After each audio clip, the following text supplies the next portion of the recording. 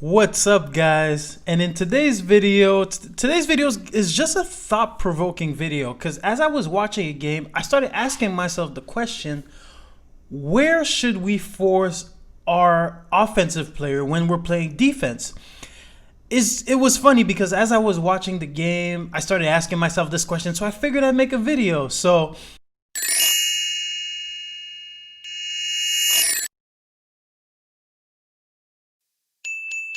heyo, it's Coach O. And if you haven't already subscribed to my channel and you do enjoy the content, please think about subscribing. You know, it will make me happy. Or don't subscribe, you know, hurt my feelings. And yes, so let's dive into today's video.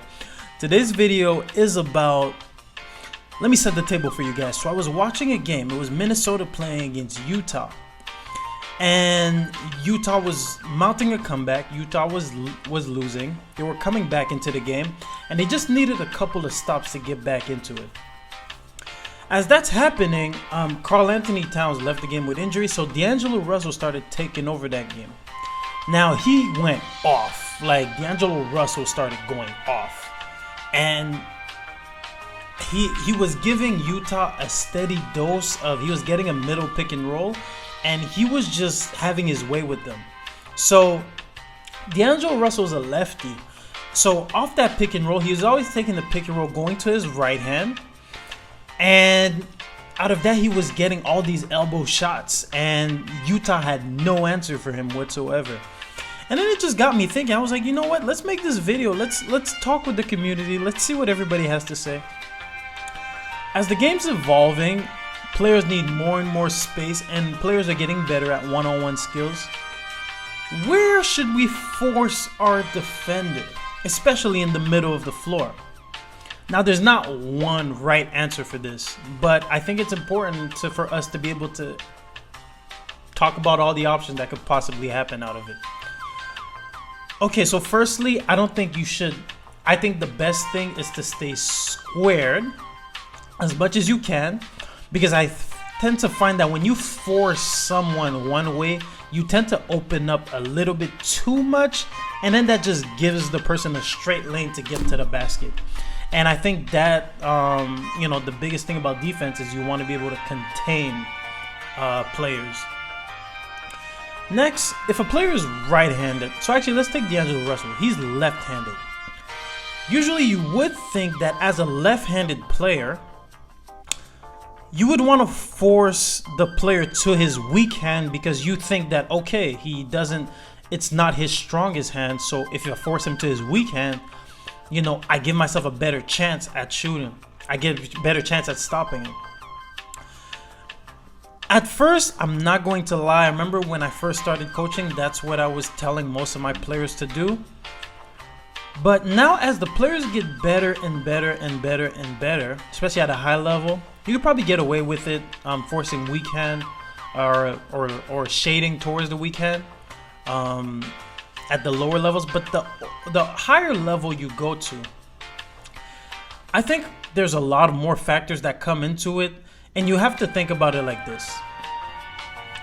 Players have been constantly challenged to play within their weakness. So what happens is that they find better ways, they find creative ways to get out of those sticky situations.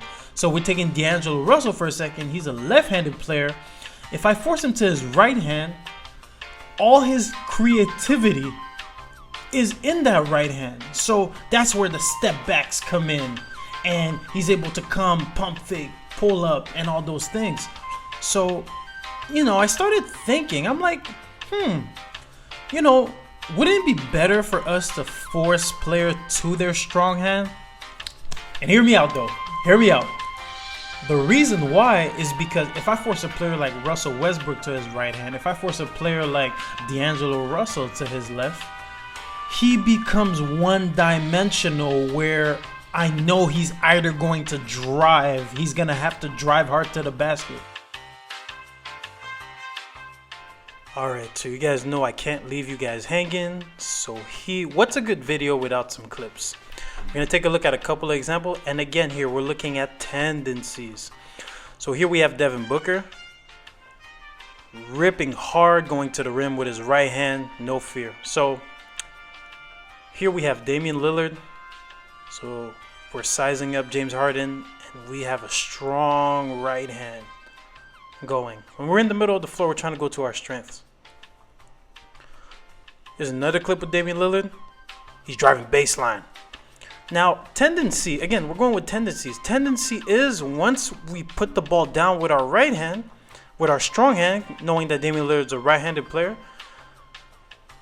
we're trying to be aggressive, go to the basket. Here, Dame gets another layup over here. Next, we're going to our left now.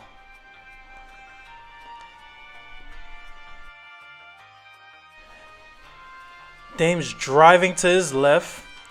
That's to the creativity hand for him because he's a right-handed player. Pulls a step back. What I'm trying to say is, like, most of the time, again, we're going with tendencies. Most of the time, the creativity is going to be in that offhand because you've been pushed to play in your weakness for so long that now you have to find other ways to do it. James Harden is a left-handed player. We're going to see that he's going to, once he puts the ball into his left hand, he's going for a hard drive to the basket.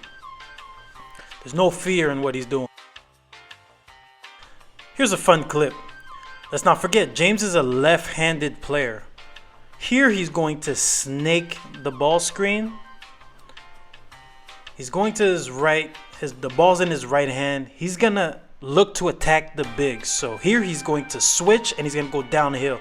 Gets Jokic to open up. And now he's going with his strong hand to the basket, which is very hard to stop for a big man, especially when you have a guard coming at you full speed.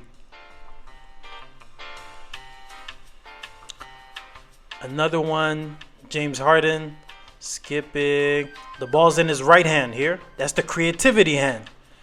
Side step. That's where we're getting the infamous step back. Cash. See, I'm looking at rhythm. That's, if you're a defender, you're looking to disrupt rhythm. Here, side step. Ball's in his right hand. That's the creativity hand. Here, let's look. Size up his defender. He knows they're switching. He has the advantage. Now the ball's in the creativity hand over here. Look at his footwork. 1, 2. We're thinking rhythm. Rhythm. Setting himself up. Rhythm. Again, creativity. Creativity. You're so used to being pushed into your weakness that you find ways. And he's going to rise up and shoot that. James is so good. Another one for James Harden. This is an outlier. Here, he's going to shoot it going to his right. He misses it, but understand that he doesn't have the same rhythm. It's kind of like a rush shot. So when you have a shooter and he's going to a strong hand, James Harden's a left-handed player. Now, you be the judge of this. Which one looked more clean? Here, he kind of stutters to rise up to get his shot.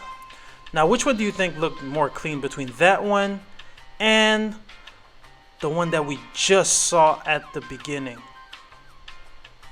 I mean, you be the judge. Let me know in the comments which one you think looked more clean. Let's go with another lefty. D'Lo. The ball's in the creativity hand. We got the step backs. We're going to use this middle ball screen again. The ball's in the creativity hand, the offhand. D'Lo's a left-handed player. Now the ball's in his right hand. Look what he's trying to do. He's trying to get to the basket. We're just playing the tendencies here. Here's a fun clip. You guys let me know what you guys think about it.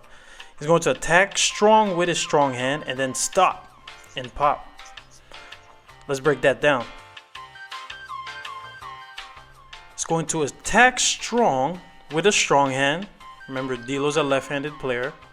He's attacking, stops on a dime, up. See here? Ball's in the creativity hand, the right hand. We're able to elevate. So I don't know, just play the tendencies. Again, it varies from player to player, but think about it. Middle of the floor, you want to play the tendencies. What's a player more intended to do? What is he more likely to do? You got to ask yourself, what are you willing to give up? You know defensively you're at a disadvantage. You don't know what the offense is going to do. What are you willing to give up and live with? And lastly, obviously, is in my particular pitch to you is that worst case, the counter of the player will be with his weak hand. You know? So I think that's something to maybe think about, because now more and more the game is opening up. I think now what's happening is players are figuring out ways to become more creative. And I think in the middle of the floor, I think you have to have a solution, especially for a team. So players, you guys play a lot of one-on-ones. Let me know what your solution is. What do you choose to do? Coaches, let me know also. What do you guys strategically decide to do? And I think what's important to note about this is that there's not one way. Like, some players are going to their right and they're better. Like a Chris Paul, for instance. Chris Paul, for instance, he understood that he's going to his right and he is able to do those side steps going to his right. And so I think that's something to think about. You know, like I said, there's not one answer, but I'm interested in hearing what you guys have to say. So again, this was a thought-provoking video. I'm going to do a lot more of these as the NBA season, as the European season winds down too. So let me know what you think. And if you have, let me know in the comments. And we can chat about it. And again, if you haven't subscribed and you like the content, please think about subscribing. You know, it will make me happy. So that's it for today's video, guys. Catch you on the next one.